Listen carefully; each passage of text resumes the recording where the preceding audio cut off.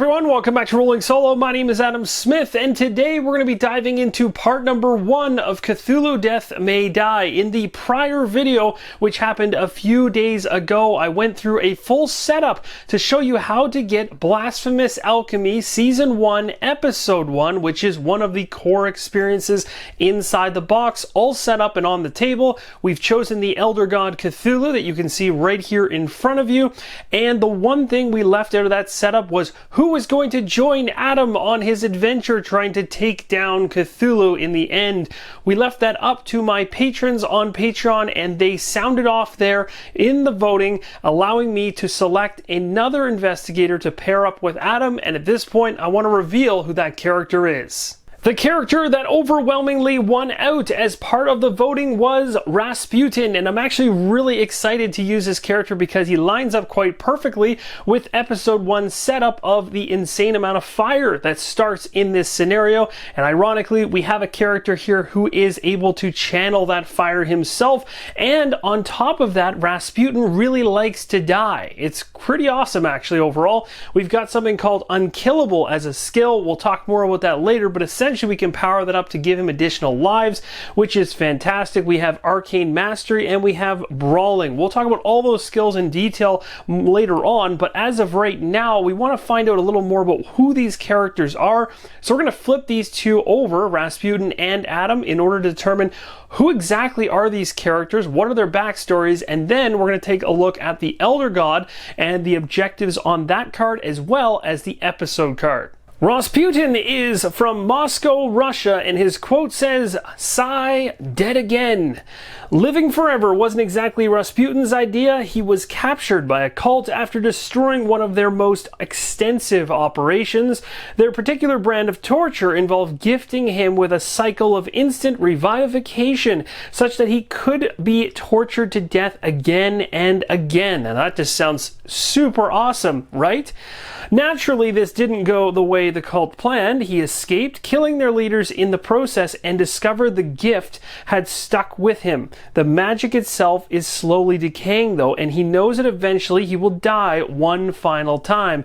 But for now, he intends to use this power for the greater good. Now, for those of you that checked out the solo setup video prior, you'll remember that Adam went ahead and pulled a card called a patient medical file, which means every character that comes into this game needs to pull one of these cards during setup to find out what kind of crazy thing they are personally dealing with. And Adam actually pulled a card called the short-term memory loss card. So that's going to obviously be something that's going to be a detriment to him, and there's probably going to be something just as bad for Rasputin. So at this point in time, I do need to pull from this deck, so we'll go ahead, do a quick shuffle here so you guys can see that this is going to be completely random, which is part of the fun of the game, is not knowing exactly what kind of condition you're going to actually be labeled with, but you'll be dealing with something that's probably going to cause your team some little bit of harm. So we'll go ahead and grab this card right here from the back, and what do we have? Obsessive disorder. Move your stress to match your health value. Then discard discovery cards as needed until you have the same number of cards on each side of your investigator board. So that's actually pretty awesome and weird, but again, it's very thematic and also ties into the mechanics too, which is really cool.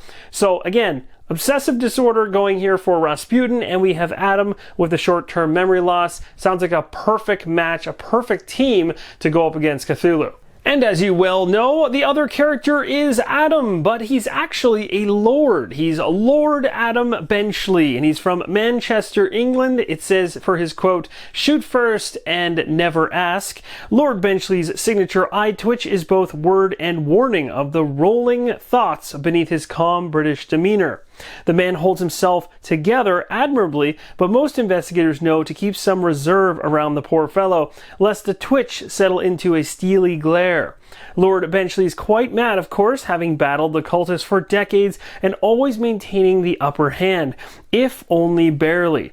Lord Benchley himself relies on a stiff upper lip, stoic resolve, and indulging his psychotic tendencies against cultists and their foul minions at every opportunity. And as I mentioned earlier, Adam has short-term memory loss. And it says right here, if you're at full stress, heal all of your stress and discard one discovery card of your choice. If you are not at full stress, take one stress. Now let's take a look at the episode card for Blasphemous Alchemy. What's worse than cultists? Cultists who've set the place on fire.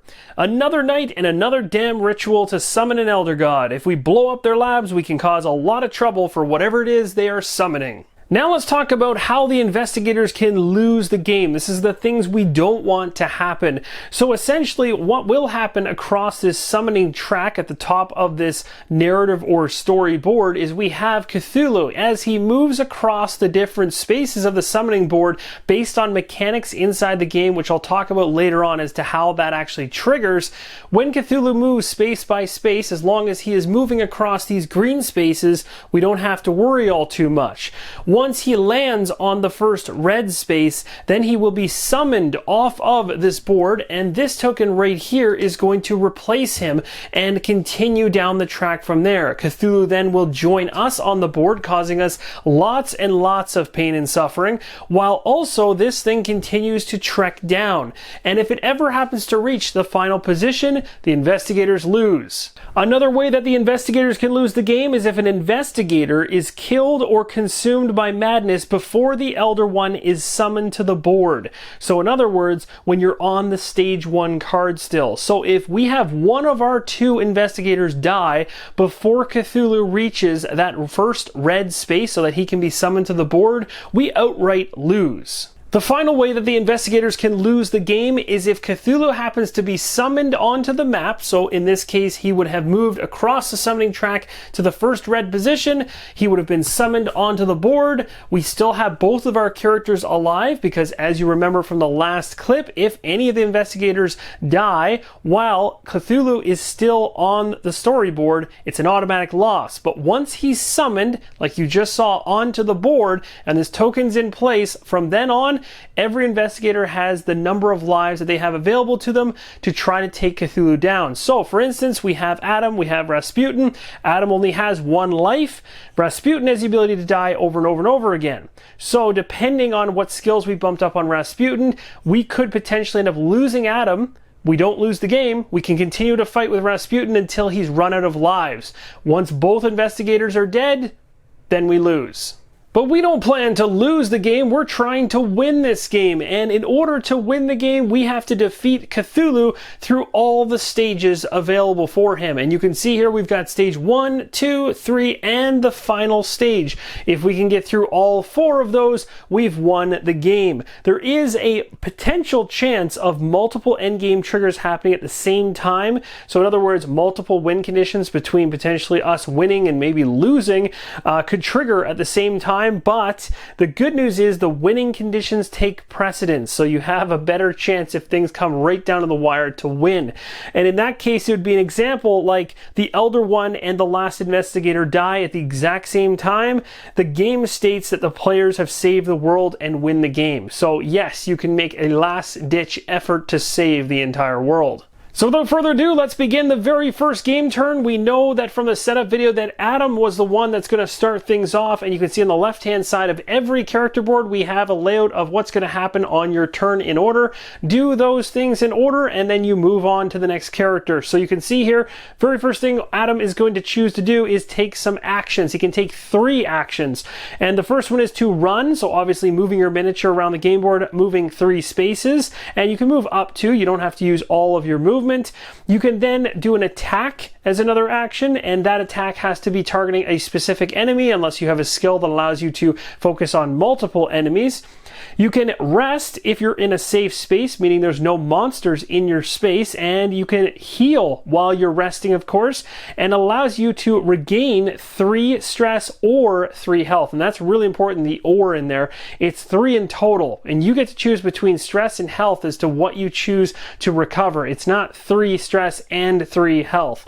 So that is very, very key.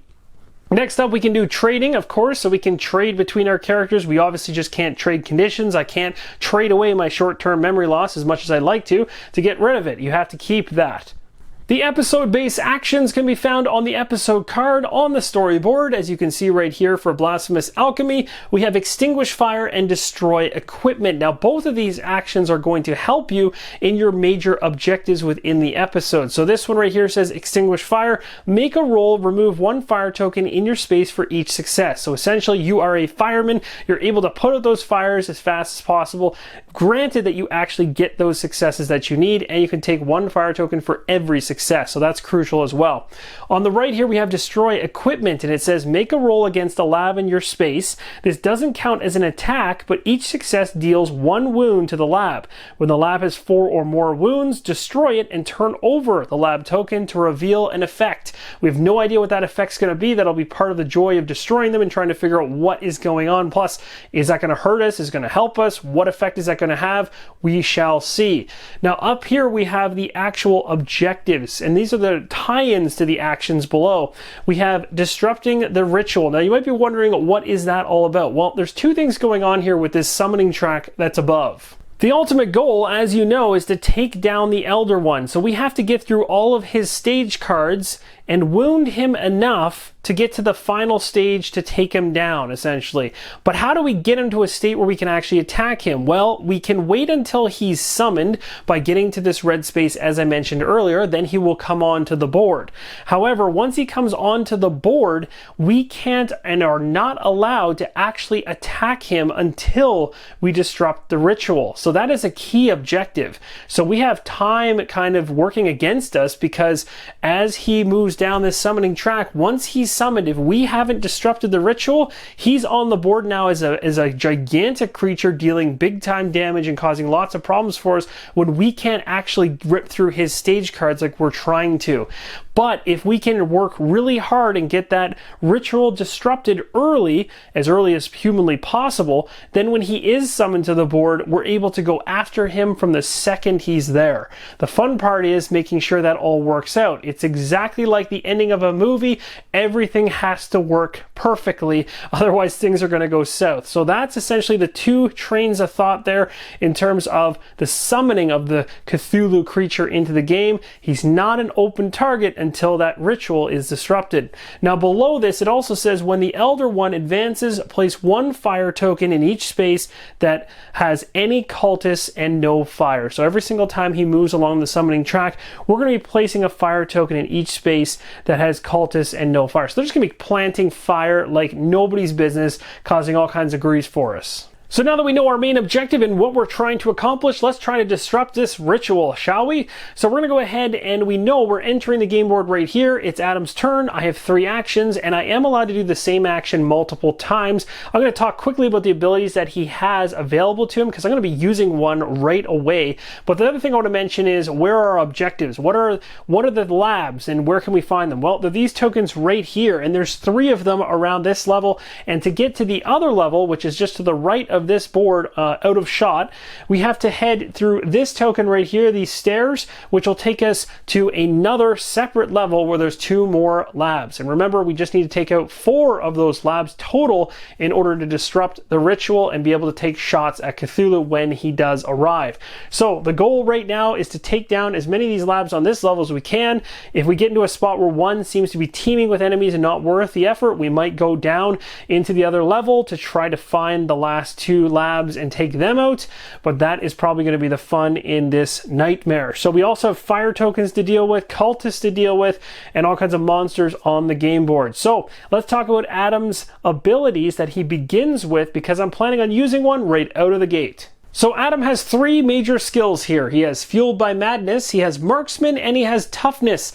And I bet you can guess which one I want to use right off the hop. Yep, it's the Marksman one. You may attack a target 1 space away. And again, remember, something's only a space away or is only accessible if there's 2 arrows pointing between the doors that connect the tiles. So I'm able to, where I'm currently sitting, take pot shots at those 2 cultists in the other room. So I'm going to have Adam make an attack here. They've obviously spotted my shadow outside the door here, and we are going to just line up and take a shot at one of these guys because they're both exactly the same. It doesn't matter me choosing which one I want to go after in this case, but if one had some wounds and the other didn't, I need to specify my target. But in this case, I'm just going to pick one of them. We'll go ahead and pick the one that pointed at me because, well, pointing is rude. So I'm going to go ahead and shoot him. So what we're going to do is take a look at the cultist card, but I'll do this off screen. His health is at 2. So we just need 2 successes in order to kill a cultist. And of course, I can't have overflow damage because I'm picking one target. So if I get 3 successes on this roll, I can't take the extra success and drop it onto the other one. A bullet doesn't split in half, essentially, is the way you want to look at it. At least that's how I justify it in my mind anyway. So we have 3 black dice going into this roll because that's what's standard in every roll that you always do. And if you have access to any additional green dice, then great. Currently, based on my abilities, I would have availability to have an extra green die if my sanity marker was sitting on one of the threshold spots for insanity or for sanity, but it's not. So as of right now, I'm just rolling the 3 black dice. We're not as powerful yet. We're not too crazy just yet, but we are going to take some shots here. So I'm going to roll and hope to get 2 successes against this guy right here. And remember, if I happen to roll any tentacles, that's going to drive me a little mad.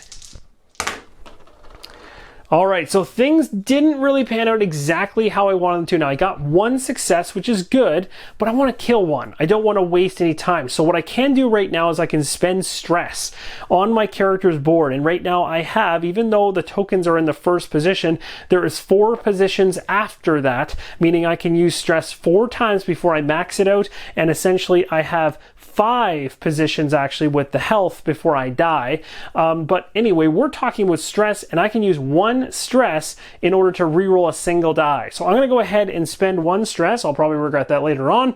And I'm going to roll the Elder Sign. I don't know if that's the right one to roll here, but I'm going to roll it and hope that I land a success so we can take out that first cultist.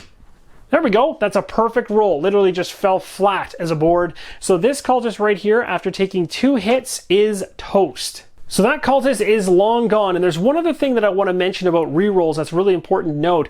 Usually in most games, when you do a reroll like that, that's the only way you can use it. It's just re-rolling your own die, and in most cases, sometimes it's capped. Like you can only roll the die once. In this game, you could literally stress yourself out, essentially, by ticking down your stress marker on your character board for every single time you reroll the die. So if I didn't get the result I wanted there, I could take another stress and re-roll another die. And just keep doing that, burning stress like a crazy person, trying to get that success. That is the risk-reward factor of the game that will push you to try to do crazy things because you really want to get, of course, successes. So you can do that. The other thing that's really cool about the rerolls is they're not just used for yourself. They can actually change the die faces when being attacked. So for instance, later on when the cultists eventually get the upper hand and are in my space, they want to attack me, I'm going to be rolling dice for these cultists that are going to make successful hits against my characters. And when they're doing a hit against my character, I can choose to actually take stress on my character board in order to have a die rolled by them re-rolled, and thus essentially providing some defense. So there's actually 2 ways you can use stress that way, and that's cool that it can be used offensively and defensively. So with Adam being extremely successful on his first action, taking out the cultist, might as well give it a shot on the second one as well. Let's see how it goes. 3 black dice. Hopefully we get lots of successes and I don't have to mitigate anything. All right, 1 rolled right off the screen here, but we got a tentacle, we got 1 success, and a blank. So as you can see here, I've got myself a tentacle, and you might think that immediately I'm supposed to go ahead and move my marker to raise up my sanity level, but the actual sanity hit from any tentacles remaining in your dice pool is only actually calculated at the very, very end of resolving your dice. So in other words, as long as I have stress available to me, I can potentially reroll that tentacle, which I want to do because I got 1 success already, so I'm almost at 2. So I'm going to go ahead and spend another stress, which I'm knocking down just off camera, but you'll see later on. I'm halfway through my stress already. I'm getting quite stressed out trying to nail this success. Now, if I roll this and I get another tentacle, I then have to make another decision as to how much more stress I want to burn or if I want to stop. So here we go. Oh, a blank. See, this game is trying to get me already. Now, I really want to get rid of this. I'm I'm going to push it. I'm going to push it and go for a full stress. So we're going to go, not full stress, but now I've used a third stress. So we're going to re-roll the die again. And again, as I mentioned earlier, you can re-roll any die. As long as you have stress, you can keep rolling those dice. Oh, and I still didn't get it. Oh, do I risk going all the way? Oh, I'm gonna stress myself out completely. This is gonna backfire for sure. Oh, got it on the last one. Thank goodness it was worth it. So I literally stressed myself out completely. So what we're going to do here is take a look at Adam's card, because it says, if you're at full stress, heal all of your stress and discard one discovery card of your choice. If you are not at full stress, take one stress. So that is going to trigger later on when I happen to hit an insanity threshold. So I'll show you that card on the screen. You can see right here. So you think that this would trigger right now, because it definitely talks about being at full stress, which I am currently on my character board, which you can't see, but the tentacle mark on my character board is all the way up. But it's not going to trigger until we hit a sanity threshold marker that's shown on the top of the sanity track, which I haven't even moved on yet because I've been avoiding tentacles so well.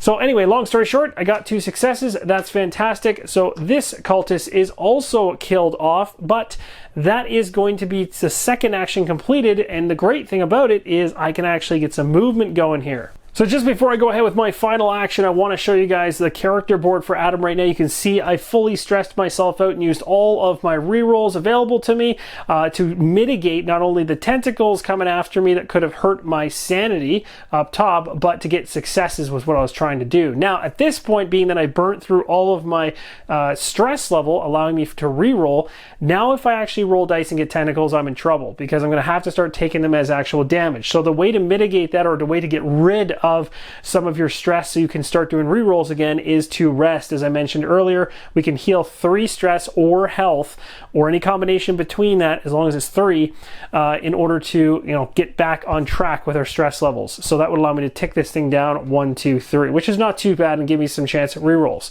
The other thing I want to mention is you can see the short-term memory loss card here is only going to trigger when I hit a sanity threshold marker, which occurs across this track as I take those tentacles. So I've been avoiding them as of late because I've been doing a good job with my, well, I've been burning my stress to avoid them, but eventually I will hit them, and when I hit them, then I trigger this and we see what happens. And not only is that going to trigger, but there's other things that will happen and occur at that time involving skills, and even potentially gaining more dice to go into my hand. As I go more crazy, you actually get more powerful, but it is very much a double-edged sword. As the crazier you get, the more closer to dying you also get.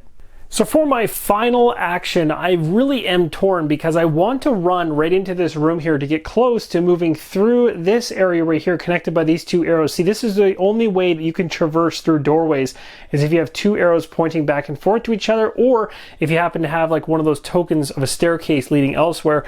But I basically want to run. I can move up to 3 spaces when I do a run. I could go 1 and then down here for 2 and sit in here. And you might think when I move in, I'd actually get or catch on fire, but essentially in this game, it only actually catches you on fire if you leave a space with fire.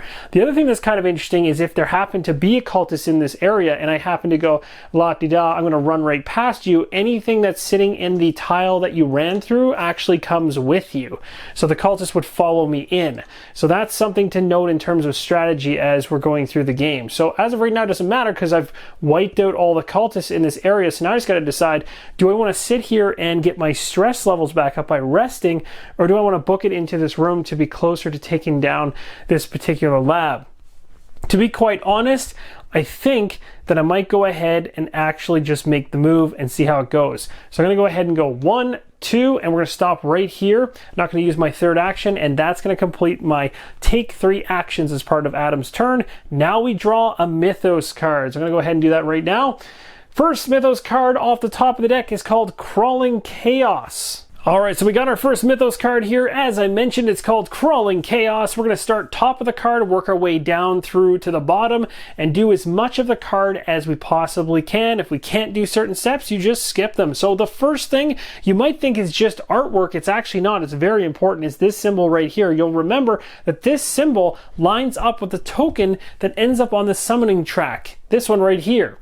And the reason it's important is because earlier on in this video I mentioned that Cthulhu would be moving along the summoning track, but didn't tell you exactly how that would happen. Well, this is how it happens.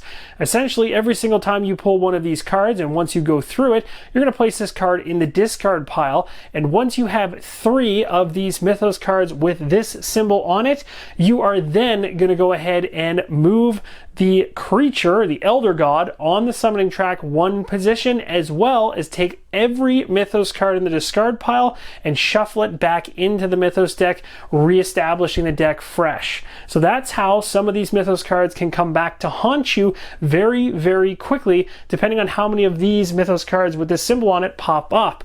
So it's also going to change the speed at which this monster comes at you every single time you play the game, because sometimes you may not see 3 of these symbols very soon. Maybe you get 3 of them in a row. That's terrible. You're going to want to try to avoid getting them in most cases, but my guess is that if there is no symbol here, there's likely something else bad in its place. So we'll go ahead now, referencing the fact we have 1 of these. If we get 2 more, we're going to be in trouble, and Cthulhu is going to move on the summoning track. Next up, it says each cultist moves 1 space towards you. We can easily do this one. Now remember, we're talking about Adam here, as Adam is the active player, so everything is always affecting Adam unless the actual text itself specifies that other investigators are involved.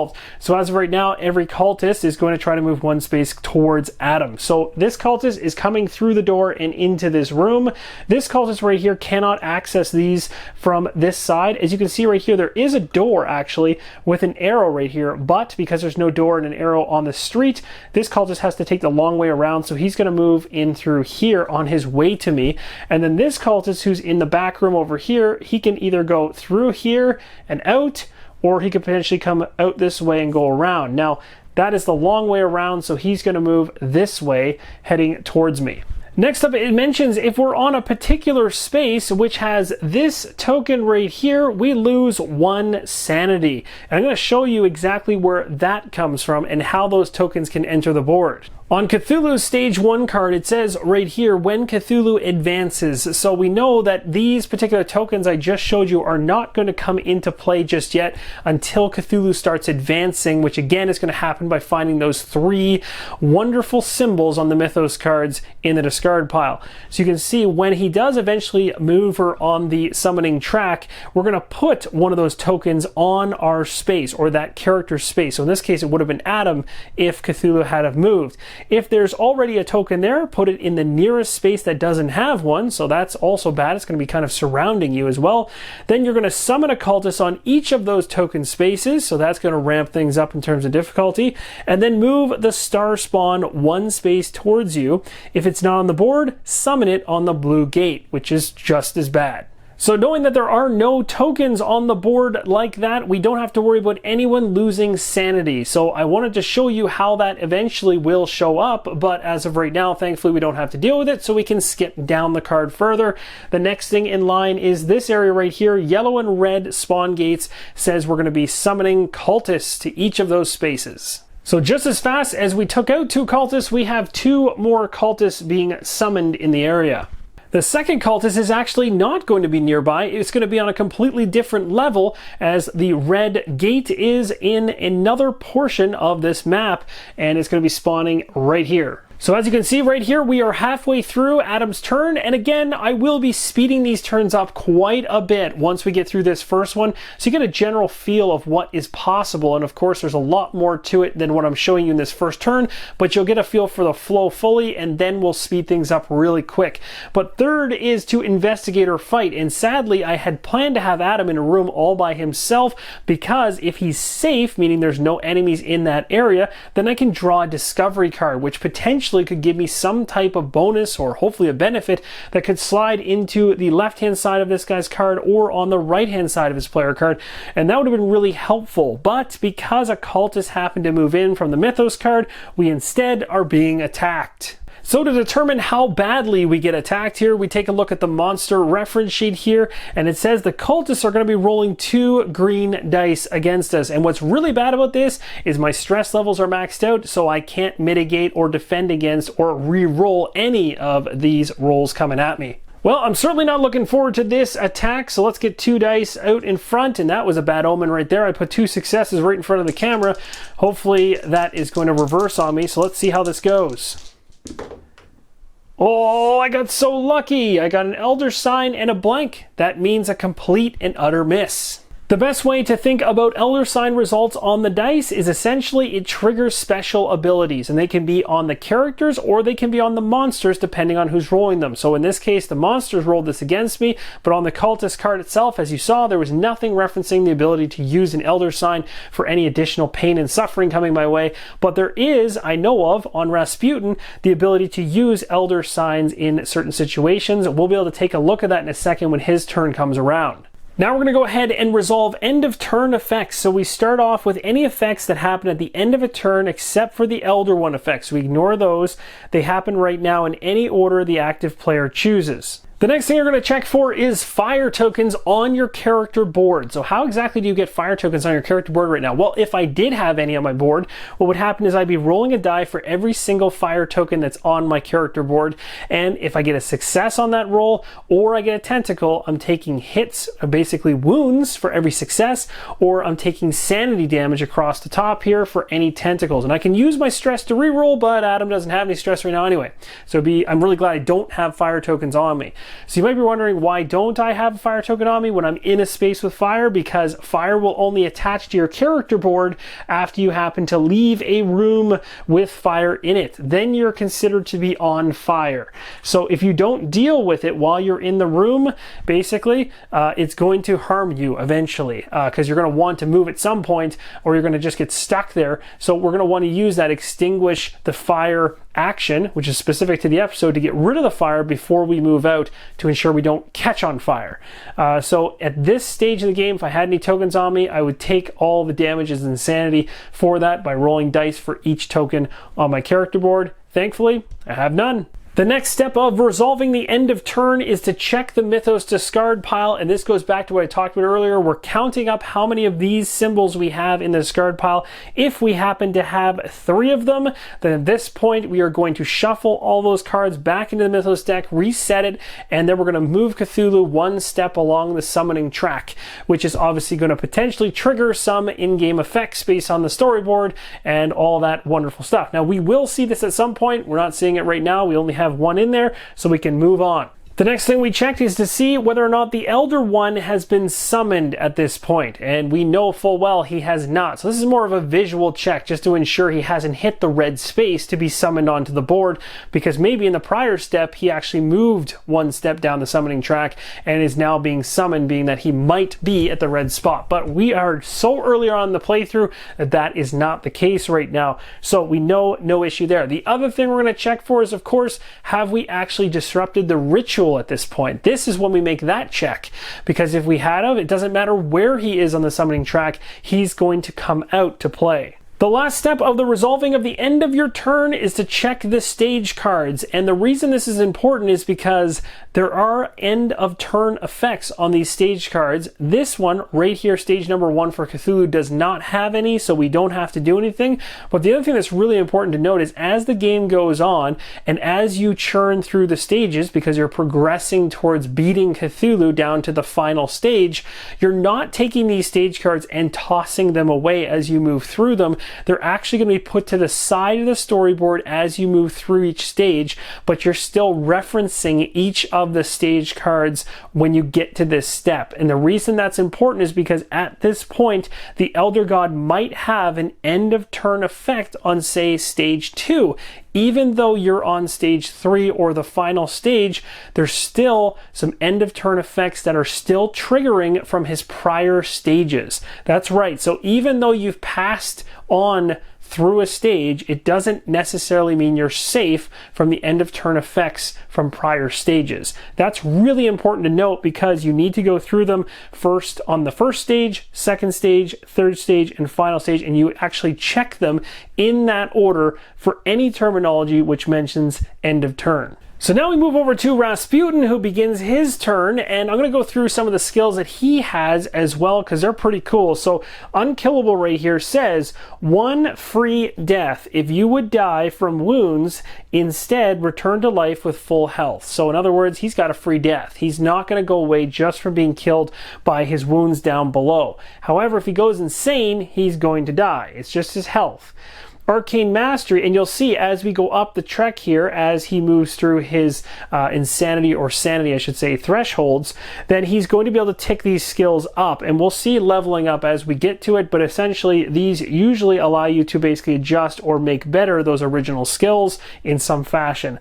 Right down here we have Arcane Mastery. It says when making any roll you may count 1 Elder Sign as a success, so that's pretty awesome. You can see if you upgrade it, instead you may count any number of Elder Signs. So remember when I was talking about his Elder Signs earlier on?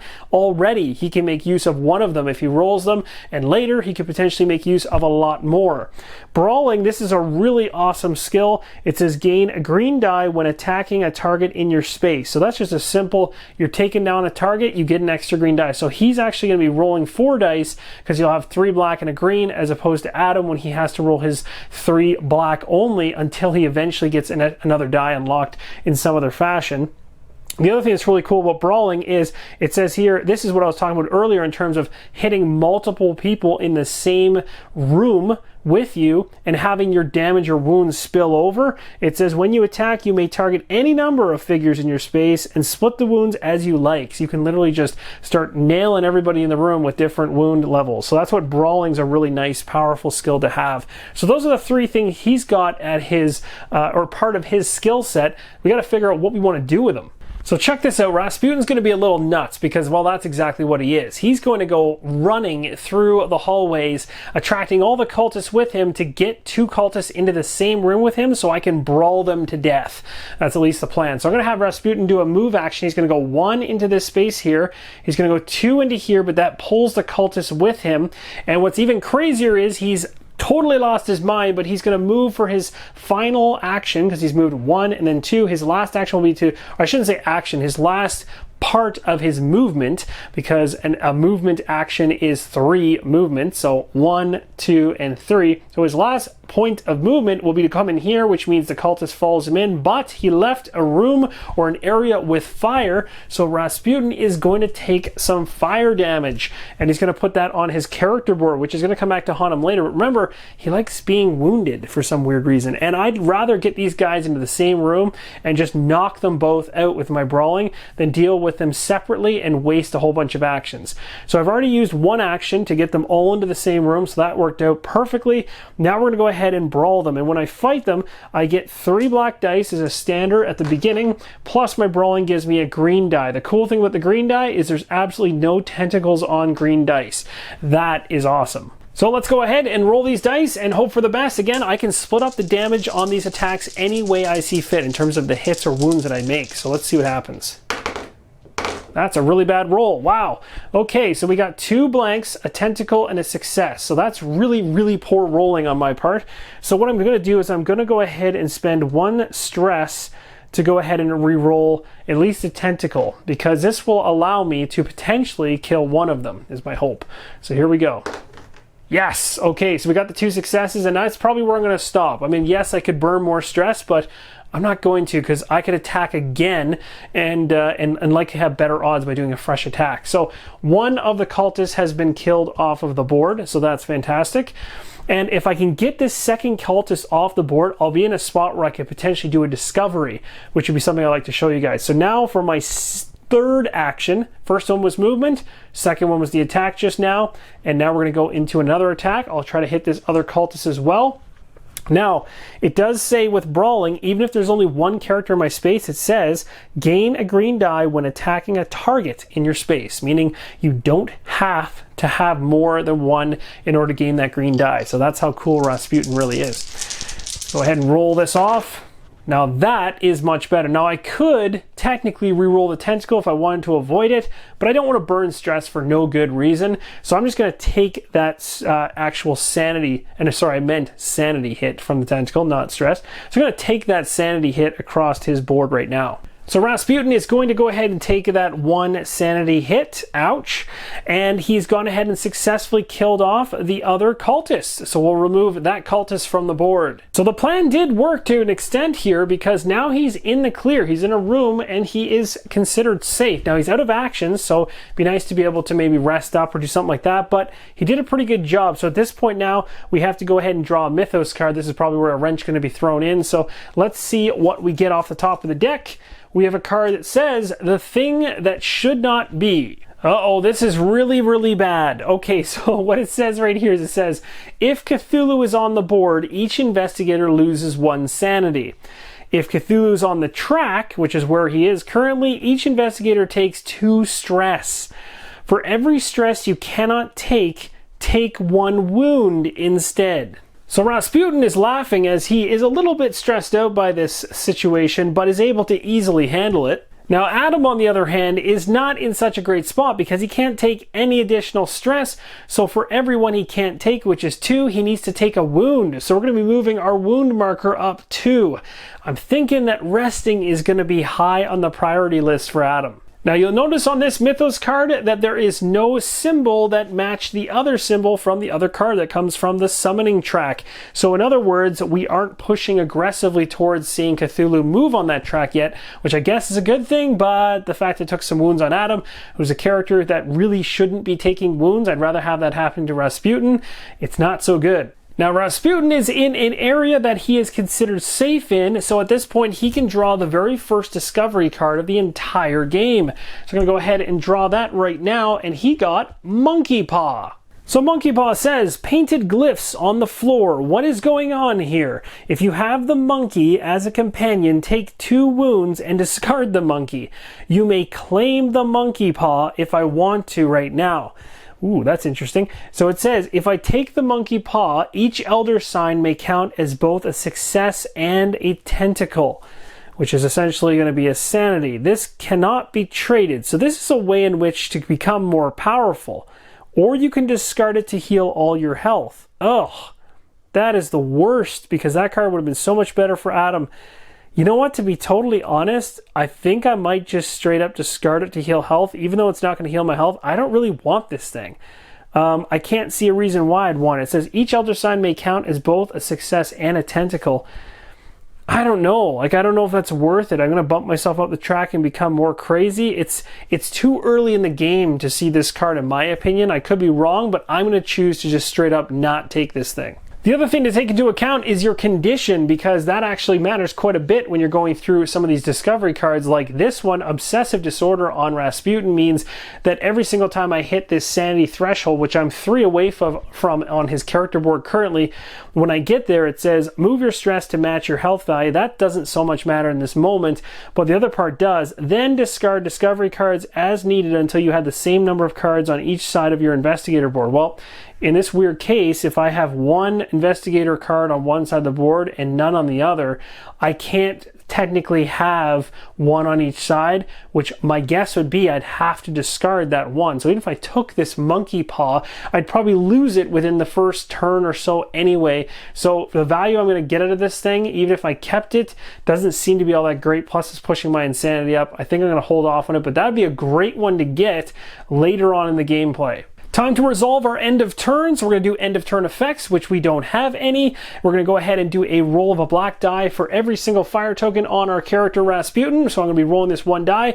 Any successes are going to be a hit or a wound to us, or a tentacle will be a sanity hit. Remember, I can use stress to try to mitigate this, but I only have 1 left to use. Okay, so I did get a success, which would actually end up being a wound. So the question really becomes, do I want to re-roll this? How many what are my chances of hitting this again? So it's a 2, 3 of these. 3 of these have a success on it. That's really high. I don't know if it's worth burning a stress for that. I might just suck it up and take the wound, because I need to heal, or at least rest up my my stress at some point anyway. So maybe I'll just do that. I'll rest later and kind of do 1 from health and 2 from stress. That could work out. So I'll just take the hit, and now we can remove this fire marker. And that pretty much wraps up Rasputin's turn. We don't have anything else triggering for Mythos discard piles because we only have the one symbol in the Mythos discard pile currently, so nothing's going to be moving on the summoning track. The Elder one is not going to summon at this point, and our end of turn effects, we have nothing to trigger. So we move right back to Adam's turn and his 3 actions. One thing I just noticed on Adam's card here is I do have this thing that says you have 1 free reroll when attacked or rolling for fire. So that's something I'm going to want to use when I'm going into this turn because I've got lots to do. So let's start things off by trying to make an attack against this cultist. So I'm going to use my 3 black dice for Adam. We're going to roll these off and hope for successes. I can't use any stress, so I really hope this pans out. Oh, check out that roll. Now that is beautiful. That is a full-on kill right there with no sanity hits whatsoever. Fantastic. Literally can't believe I rolled that. So we'll take it. In this particular case, I'm sitting in a room with fire. So as an action here, it says you can make a roll and remove 1 fire token in your space for each success. So I can roll once. So the really terrible thing with this is normally because I'm burned out on stress, I wouldn't be able to re-roll anything. But because I have toughness, it says you have 1 free reroll when attacked or rolling for fire. But then I just realized when it says toughness and is talking about defense, that's what that refers to. It's saying you have 1 free reroll when attacked, which is not happening right now, and when rolling for fire. Rolling for fire isn't rolling to extinguish fire. Rolling for fire is rolling to deal with the fire on your character board. So I can't use a reroll here to extinguish this fire, meaning I only have 1 roll to attempt this. Of course, I could try it again to burn my 3rd action, but that wouldn't be any fun. Or I could just say the heck with it and move and maybe go right after. You know what? That's better. That now just makes more sense. So I'm going to go ahead and change my mind. I'm going to move into this room with the lab, which means Adam is going to take fire on him, but now my toughness will be able to help me. I'm sure a few of you were yelling at me to do that anyway. And now we're in this room. I have gone ahead and placed, just so you can see, a token on my character board for Adam. We'll resolve that later on. And now I'm in this room with the lab. Perfect. So from here, I want to actually make an attempt on this lab. So for my last action, I'm going to use an episode action to destroy the lab equipment. And how I do this is I make a roll. And when you use the terminology make a roll in this game, it means to take the 3 black dice that you have plus any applicable green dice. And when it says applicable, it means you need to really make sure you read the text of the action you're doing, especially when it's an episode-based action. So in this case, it says make a roll against the lab in your space. This doesn't count as an attack. And that's key because there might be cards, whether they're discovery cards or skills, that give you additional dice for attacking or doing an attack action. This is not considered an attack action, so the only green dice that can come into this, from my understanding currently, would be things that have unlocked from your sanity track as it's gone along. But I haven't unlocked any additional dice in that fashion, and I have nothing else that's going to help me except just these base 3 dice. So we know off the hop I'm not going to be able to actually destroy this because I need 3 successes to do so. So it'll take me a couple hits, but I'm going to try. So we're going to go ahead and roll these. And again, remember, I have absolutely no way to re-roll these as my stress is maxed out. Now, the other thing I could do is I could decide to not do this right now and potentially rest instead, but I'd rather make as many hits as I can, even if I can only put 1 or 2 on, and then in the next turn around, I can rest up and then retry again with some actual stress availability for rerolls. But we'll try right now and see how it goes. So here we go. All right, so that did not pan out good. Actually, no, it didn't. It did pan out okay, I guess. Because even though we are taking some sanity hits here, two of them, in fact, we're going to actually get some successes. I didn't even see them. The exclamation marks blended in with the tentacles, but there are 2 successes in there. So we are going to be putting 2 wounds on this particular lab, and we need 4 total, so we're halfway there. So that's pretty good. So we'll go ahead and put 2 heart tokens like that. Now we're going to go to the character board and put us up 2 on the sanity track. So Adam's out there doing good work, but he's tipping himself closer to his first insanity threshold. Now Adam is going to go ahead and draw a Mythos card. Let's see how this works. Ooh, monsters in the labs. Probably not the card I wanted to see. This says, each fire, vampire, and Bayaki, if I'm pronouncing that correctly, move one space towards you. Uh-oh. So this guy right here, the Bayaki, is going to move into this zone right here, and the fire vampire on the other side of the map is going to move from this location into this location, making its way towards the stairs. Now it's great that it doesn't have one of those symbols at the top, but it's really bad because two spawns are going to occur for two very powerful monsters. We're going to get another fire vampire and another Bayaki out on the map. And check out where they're landing. The next fire vampire is going to land right here, which is pretty insane because now this room is just overflowing with monsters. And remember, there is no limit to the amount of monsters that can be in one room. So that's pretty insane. This whole tile is one room, but there's a lot going on there. And then this other creature here, the Bayaki, is going to be right here. So I've got so many bad things coming at me now. As you can see quite quickly that this one in the back, this lab over here, not looking so hot all of a sudden. Looks like the two we have up front are going to be the only easy ones we actually get to. The good news is that I'm technically in a safe space though, because I have no monsters in my space, even though there is a connection between this door here and eventually that monster will come in. But right now my space is clear, so I get a discovery card for Adam. Let's see what we get. Hopefully it's even more interesting than the last one. It's called Fire Equipment. That sounds pretty good. Now that is a timely card. This thing says, this should come in handy. Yes, indeed. It says you may claim the fire extinguisher on the left, which allows me to gain 2 green dice when extinguishing a fire, or I can claim the fire axe, and when attacking I can gain 1 green die if you have the brawling skill. Ooh, so that one, the fire axe, would be much better for Rasputin. So for Adam, it makes more sense to have the fire extinguisher. So I'm going to go ahead and claim the fire extinguisher, which is going to have the item on the left-hand side. So then when I actually dock this into the side of my character board, it will be on the left-hand side. So check that out. Isn't it ironic? We got Adam here with a fire token on him. He's already on fire, and then he happens to find a fire extinguisher. Just a little too late, though. But great to have that, being that he has fire around him he wants to deal with. So this is going to definitely come in handy. So that was a great discovery card. So speaking of that fire, we have to now go to the end of turn, and we have no end of turn effects, but we do have fire. So we are going to roll for fire as part of the resolving of the end of turn, and we're going to roll 1 black die for the 1 fire we have here, knowing full well we have toughness. You have a free reroll when attacked or rolling for fire, so I can reroll this if I don't like the result. So here we go. All right, so that's a successful wound. I don't want that, so I'm re-rolling this thing to hopefully be tough enough to avoid this fire. No, I was not.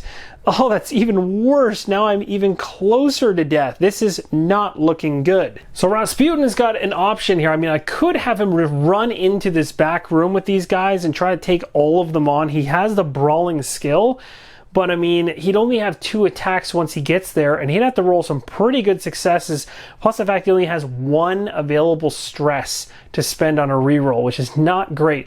The HP on this guy right here is a total of 3, and the fire vampires are a total of 4. So they are not going to be easy to take down, and especially with the cultists in there too, like I'm going to need to tag team that. So I think it just makes more sense to focus on the labs as much as possible until the fight comes to us. So what I'm going to do is I'm going to go ahead and move him into here, which is certainly not the best use of an action, but at this point in time I want him to just go crazy on trying to get this thing taken down. Now remember, when we're trying to destroy the equipment or the lab equipment, I have my brawling skill, but my brawling says when I'm attacking a target in my space. So again, I can't use a green die in this case. If I had a green die unlocked on my sanity track, then yes I could, but as of right now I just have the 3 black dice when trying to take down this lab here. So let's go ahead and roll and see how this pans out. I'm hoping for big time success here. That's really good. I didn't actually hit any sanity, but I did really well there with my rolls in general. So I'm quite happy with that. I might actually stay with 2 successes for now, because that gets me halfway to taking down that lab, and I have 1 more attempt which I could do, try to destroy the equipment again. So we'll put 2 hits on this thing, and we're going to roll all of them again, making a second attempt to destroy the equipment, and if we get 2 successes, we've done it. We've gotten our first one down. Oh wow, okay, so we got all the success we need, but we're also going to take some sanity. Now this sanity hit would bring us up 2, which is 1 before the threshold, which is actually really good. So I kind of like being 1 behind the threshold, because as you can see right here, if I slide this up, if I'm 1 behind the threshold and I'm sitting here after taking 2, it means later if I take a whole bunch of sanity, say I take 2 or 3, I go 1 up to this threshold and stop, and the rest of it disappears. So it puts me in a good spot strategically to stop right behind that. So I don't want to re-roll these. I actually like being kind of pushed right up against that threshold. That's perfect. So we're going to stop right there. I got the successes that I need, so I'll go ahead and say that I've now destroyed the equipment, or the lab equipment, which is fantastic. I'm also going to bump my sanity up 2 as well. We'll slide this out of the way, and we'll take this token and flip it over. What has happened? Oh no! This is incredible. I just got something called a major explosion. It says deal 2 wounds to all enemies in this and adjacent spaces, which means that space with all of those enemies are all getting hit for 2, which means the cultist has died, and on top of that, the other 2 have been hit for 2 and are now so much more vulnerable than they were before. So that worked out perfectly.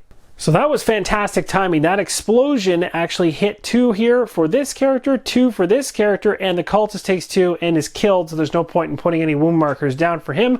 Look at that. And against this one right here is safe because it's more than 1 away adjacency-wise, and my hero doesn't even take any damage from that major explosion based on the token, so that was fantastic. Next up, we're going to draw a Mythos card for Rasputin to see what happens. Uh-oh, it looks like we got ourselves a fire vampire, but we also have that symbol there, so we're going to probably be getting ever closer to having Cthulhu moving on the summoning track. So it says, each fire vampire moves 1 space towards you, then place 1 fire token in their space. All right, so we're going to have this fire vampire, which is just down here in the same room. It's going to move into the same room with me. That's unfortunate, but at least it's more wounded than it was before. It's also going to go ahead and drop an additional fire token in the room. You can have more than 1 in here. It just makes life harder if I try to leave without extinguishing it, because I'll take those 2 fire tokens, not these ones off the board, but I'll take 2 tokens from the pool and put them on Rasputin if I decide to run away and not deal with the fire. So that is bad. And then it says at the very bottom of this card to summon a fire vampire at yellow. And guess where yellow is? The good news is that there's no more fire vampire miniatures available. There's only 2. So I have 1 on a totally different level that's slowly getting closer to me, and I have this one in the room with me. So nothing happens. We skip past this step, but we still want to keep this card in the discard pile visible for reference that it hit that symbol again, because now we have 2 of them, and the 3rd time we see it, we will be moving Cthulhu on the summoning track, which is going to trigger all kinds of fun. Next step of his turn is to investigate or fight, depending on who's in the room, and sadly there is someone in the room, so we have to be attacked by this fire vampire. That's not going to feel so good. So the fire vampire says when it attacks, first place a fire token in its space. That's not good. And then it's going to attack with 1 green die and 2 black dice. Just before the fire vampire makes an attack with 2 black dice and 1 green die, there's more fire in the room. An additional token's been added. It's even hotter in there now, so Rasputin's got more issues to deal with in the future. If he decides to just ditch and run away, he'll take 3 fire tokens to his board, which would not be good. So he's going to probably be trying to extinguish those fires so he doesn't get himself killed. But remember, we can also die with Rasputin through wounds and still come back. But, you know, we'd like to save that if at all possible here. So we're going to roll for the fire vampire's attack and see if this hopefully doesn't hit him too hard. So we got a blank, and we got an Elder Sign. That literally couldn't have been a better roll. So I'm actually pretty happy with that. Gonna leave it alone. No wounds get through, no sanity damage, nothing. Perfect. Now we move to resolving the end of turn. We have no end of turn effects. We have no fire on Rasputin in terms of his character board. We have nothing inside the Mythos discard pile that allows Cthulhu to move on the summoning track just yet. 2 cards so far in there, need 3 with that symbol in order to push him down the track, which will happen likely very soon. And of course, the Elder One's not summoning because we haven't taken down the 4 lab sites in order to disrupt the ritual. And so there's nothing else to do for end of turn. So that is actually going to wrap up part number 1 of Cthulhu Death May Die. Hopefully this video gives you a really good understanding of the flow of the game. And again, realizing how much can change play by play. The replayability value here seems to be quite high, being that as soon as you throw in a different Elder God, the cards that actually make up the episode also change, which is going to throw different curveballs at you in order to strategize against. And there's a lot of mitigation going on here, but there's a lot of min-maxing your turn and also risk-taking involved as well, which is quite fun, that risk-reward factor. So hopefully you'll join me in the next episode and see whether or not we can prevail. Adam is definitely on the cusp of dying, so the thing he's going to do first and foremost at the beginning of the next video is rest, and I might spend the majority of my time just getting him up so that he can actually be at full health and full stress levels, so that I don't have to deal with any stress in my own life while controlling him. So thanks so much for watching, and as always, keep on rolling solo.